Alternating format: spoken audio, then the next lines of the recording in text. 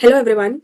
In continuation with this series, we will be continuing on this question number 16, which is about India has won freedom in 1947.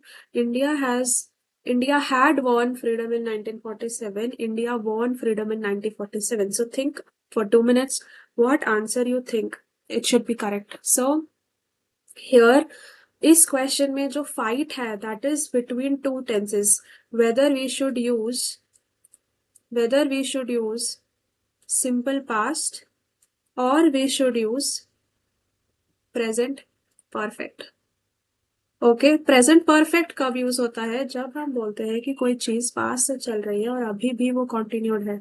और simple past हम तब use करते हैं जब हमें किसी भी चीज का स्पेसिफिक टाइम गिवन हो कि ये चीज तब हुई थी। Like last month I met you.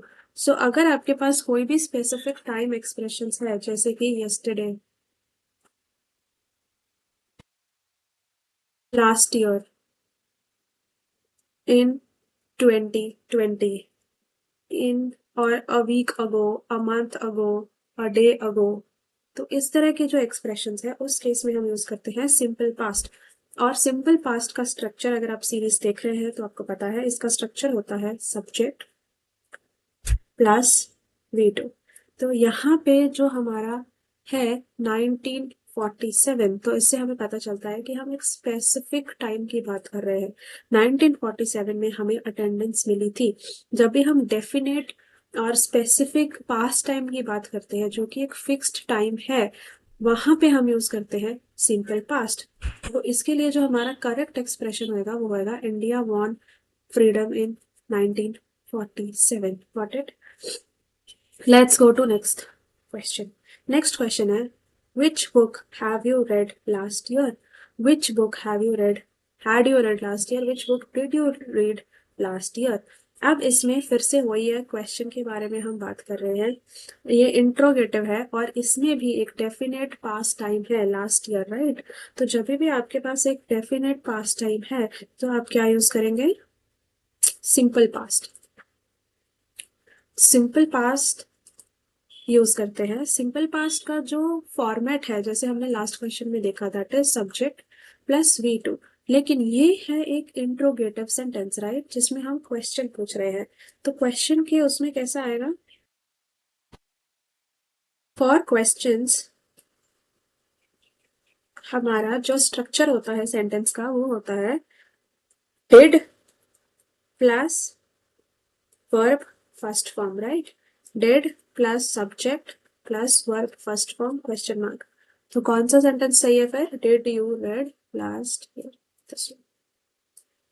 Let's go on next question. Buses are running on this road every hour. every hour। तो आपके पास हाईलाइट वर्ड क्या है? आपके पास हाईलाइट वर्ड है एवरी आवर। एवरी आवर मतलब हर घंटा। हर घंटा मतलब we are talking about some action which happens repeatedly. That means it is some routine.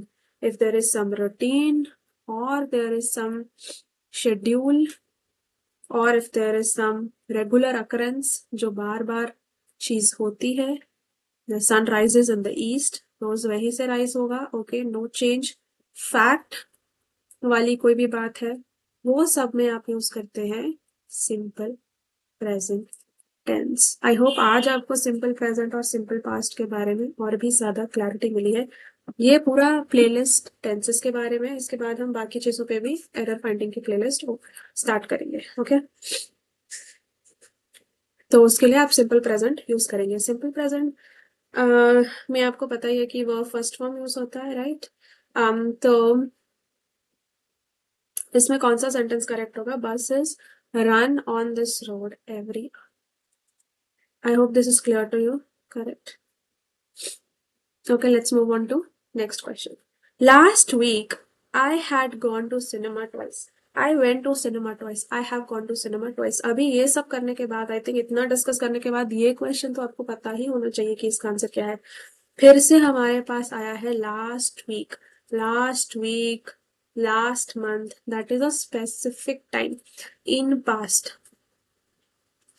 जब भी कोई चीज हो चुकी है in the specific time in past, specific past and past, specific time in past, अगर वो चीज हो चुकी है तो हम यूज करेंगे simple past, which is subject plus verb second form, which will be part. Last week I went to cinema twice.